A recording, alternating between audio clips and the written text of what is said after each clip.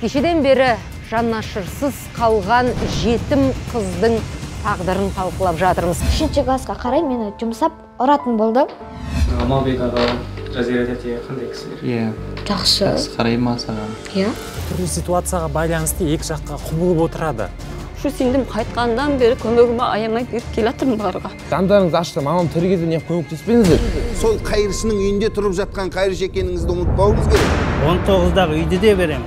Ақкентте мен де берем. Жаңа газелге алған Иван да берем. Мен саған үйді қалдырам деген ол сказка. Моншаға түспей қалу, жуынбай қалу, үстінде жаңағыдай пайда болу, биттің пайда болу бәрі нақтыланатын болса, Қызды мемлекет өз қарауына алуы бек мүмкін. Ақниет, балалық кезің сен үшін бақытты ма? Жаңа маусым бейсенбі күні КТК-да.